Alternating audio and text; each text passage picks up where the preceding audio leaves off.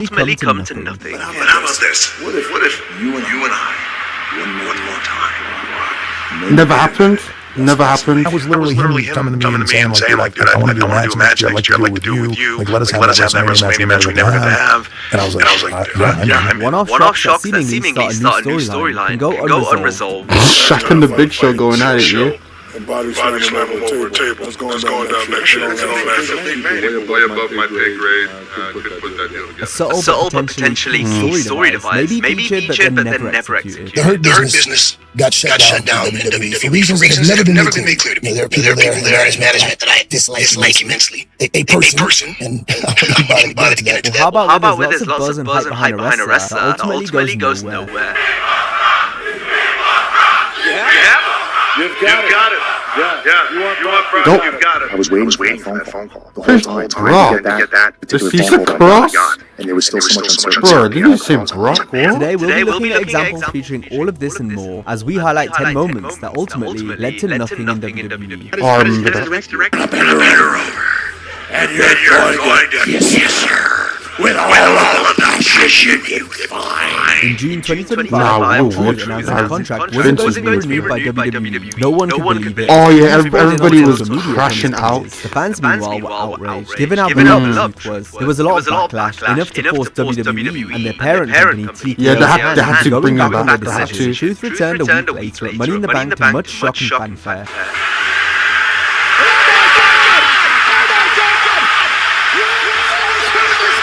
In the post-show press conference, Triple H tried to play the whole thing off as a work. Truth. Was he actually released or leaving the company? And if so, how much did fans play a role in it? Or was there something else that made you... Yeah, he's going to say that, oh, we planned this all along, yeah. I love the question. Yeah. Did you fan the show? Whole part of the show. Yeah, he's going to say that. That's not the case at all. The next night, he cut his hair while using his real name, Ron Killings. Ron Killings!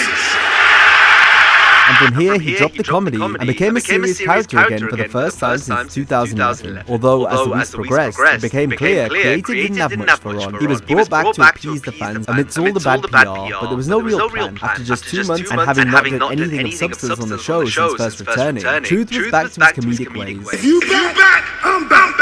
We back. I feel good. Hey, B-Sax. I got, you got, we all got. Childhood hero. My bad. I flew to Dublin, Georgia. And My name is Ron Cena. Nigga. His return and comeback Even back Brock, fans bro, heavily invested. you've even got Brock Lesnar laughing as well. Story and follow-up. Like, I don't think Ron Killings failed because of the performer or the performances. I think it failed because it never really got like the appropriate introduction to the audience. Like, what exactly is a Ron Killings compared to an Aaron Truth? Sean O'Haire was seen as an incredible gifted athlete. Yeah, they did finally Archie landing a dirty great character in Bro, they're not 2000 when really vignettes good. began airing on SmackDown, hyping him up as the devil's advocate. Why do we even need to pay taxes? Innit? Scam. Exactly. Do you think the IRS has time to go after a little guy like you? Laws are merely suggestions. Live life the way that you want to. Do it for you. I like this guy. The video packages were very Like the way good this and guy created thinks. quite a bit of buzz with fans believing the character Like the way this had guy thinks. potential. Stop the prayers. Hit the snooze. You'll go next week. And if there is a God, he'll forgive you. It'll make your relationship stronger and wish he doesn't know. The problem was O'Haire couldn't replicate these promos in a live arena setting. He struggled to showcase the same charisma as we saw in the vignettes. Are you telling me I should flash the audience tonight? Yeah, Vince definitely told her to do that.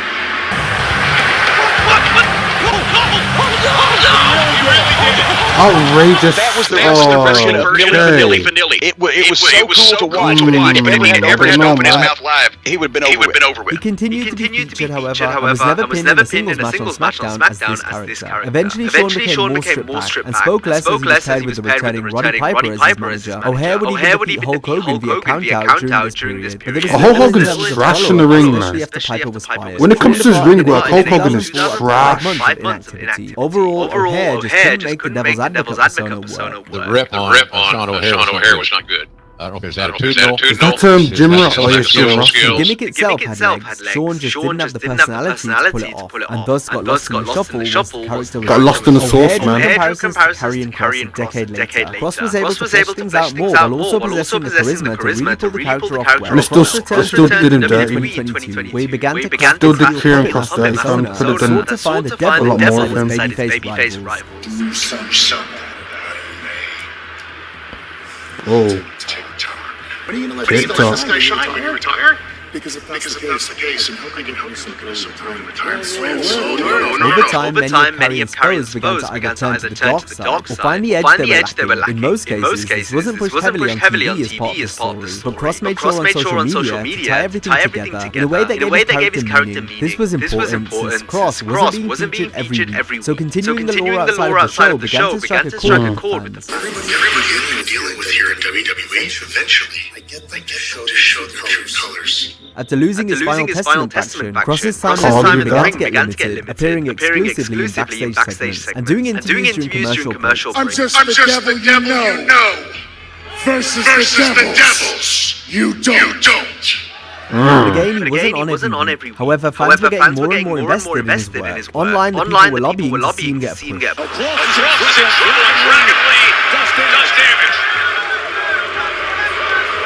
If he were getting great opportunity, if he were the Intercontinental Champion, the U.S. champion right now, would he have this level of support from the crowd? Reminds me of someone else, by the way, that the audience felt, this is our guy. We like him to be a bigger star. Why aren't you making him a bigger star? Although Kross's stop-and-start rivalries with the likes of AJ Styles and Sami Zayn persisted. Meanwhile, the stuff we did see on screen was good, but could have been better if more creative leeway was given. You're not a good guy.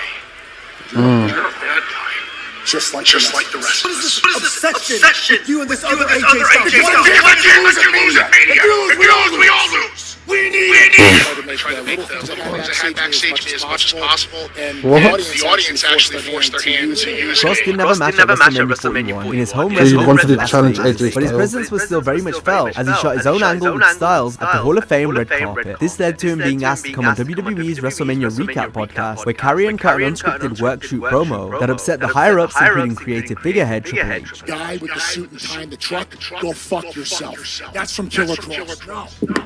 Although Kross made it clear he wasn't targeting any one person in particular, during his tirade, Karrion ruined all the missed creative opportunities WWE had fumbled with him over the past year. What type of pin? He's never seen that before. I don't want to get in trouble and have another viral moment. Thank you, brother. This is when cries of "We want Kross" began to rapidly intensify.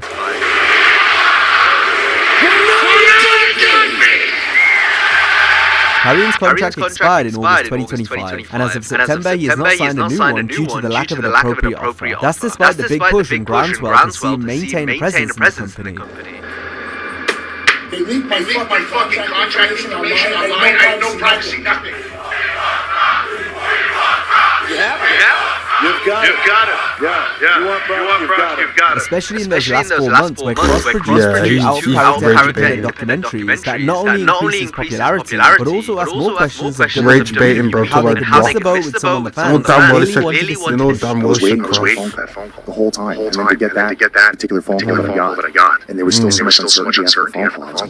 We'd sometimes see Kross tucked away backstage in scenes involving other wrestlers. This storyline device was often used by Triple H, where wrestlers having a conversation in the background would have implications later on. This wasn't always the case, however, since we'd also see talent speaking to each other, in which their interaction had no bearing on the story. This could simply be a way of fans talking and speculating about where things are going, but it's also true that some of these conversations were meant to have an effect down the line. The commentary has McAfee. So JBL unchanged. Oh yeah. A good example being the reunion of the Hurt Business, which was teased for weeks on screen. I was must-watch television. You are changing television. At some point you should decide to expand that business. I don't think he wants to be back. Until behind the scenes, Triple H ultimately decided against it. The Hurt Business got shut down in WWE for reasons that have never been made clear to me. No one has ever said that we are not begging Bobby begging.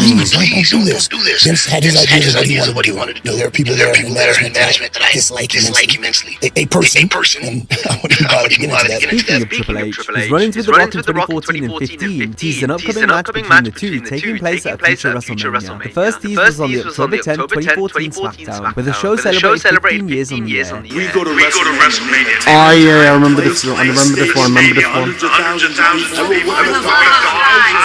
Rock and Hunter's next showdown saw them hint towards a tag match featuring the Great One Ronda Rousey against The Game and his wife Stephanie McMahon. She's going to reach down your throat and pull your insides out and play jump rope with your fallopian tubes.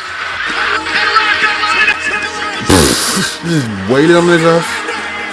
Wailing on his was ass. the eventual plan. However, The Rock's busy schedule in Hollywood meant things never came to fruition. Triple H and Steph went on to wrestle Ronda at WrestleMania 34, with Kurt Angle as her partner instead. It's unfortunately for me, I always feel like it's the one thing, like, we got to this unbelievably heated long-term rivalry and then never got to pay it off on the biggest platform possible. And I think Rock feels that way too. Right? A couple of years ago, we did the backstage little thing. I saw that last night. Hilarious. Yes, so funny. And that was literally him coming to me and saying, like, dude, I want to do a match next year. I'd like to do it with you. Like, let us have that WrestleMania match we never got to have. And I was like, I had to think about it. They never had a WrestleMania match. The Rock had previously been paired with Trish Stratus when they got revenge on their rival Vince McMahon. Rock and Trish's pairing seemed to suggest a romance between the two after they kissed on the December 3rd Raw from 2001. Hey? Yeah, man. The hinted romance only lasted a few weeks before Rock and Trish continued to work alone in their respective divisions.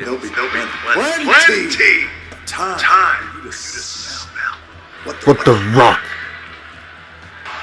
is He cooking. said historically, the chairman Vince didn't like positioning two top babyfaces in a relationship together in fear that the audience would turn on them. Another one-off speech occurred the next year when Raw general manager Eric Bischoff forced himself on SmackDown GM Stephanie. This seemed like just another heel act by Eric until McMahon began to enjoy the kiss. Nah, McMahon is actually sick, bro. His own daughter, fam. That's your daughter, bro. This was What another are you doing? one-off shot, simply to pop the audience on the night. Stephanie acting like she wanted to kiss Bischoff made absolutely no sense, given the feud between the two. Vince didn't even try to make it go anywhere, as he told the writers to forget it ever happened, after they pitched ideas trying to make sense of it all. How does Vince direct you?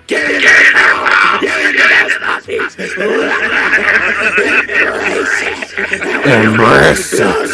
I am a sick puppet. And you're going to kiss her with all of the passion you can find. The endgame for a romance in wrestling usually has someone turning on the other, and this was the plan when Nia Jax joined the infatuation with Enzo Amore in December 2017. Nah, Enzo actually messed up his wrestling career, man. He could have gone somewhere with it. This lasted for just over a month, until abruptly ending when Amore was released due to real-life accusations leveled against him from a woman in Phoenix, Arizona. Enzo has since revealed that he and Nia were to begin a relationship that would end after Jax caught Amore hooking up with her friend Alexa Bliss, thus turning Jax into a babyface. I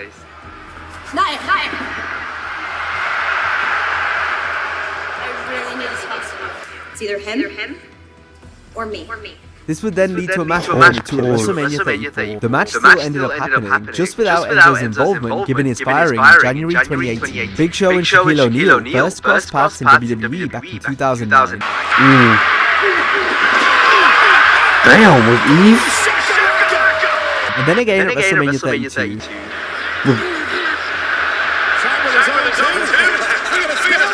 With the aim of getting them both in the ring against one another the next year. Show had previously worked the famous sports star in Floyd Mayweather at Mania 24 to much press, so it only made sense for two of the world's largest athletes to collide on the grandest stage. Before he retires, it'll just be me against him. So if you're listening, I'm ready to take on Big Show whenever, wherever. Jackson wants me to show up and get done. Not me, I work there. He said come to me, I don't need to go there. Let's do it. You serious? Let's do it. I'm in. Vince McMahon, Shane McMahon, I'm in too.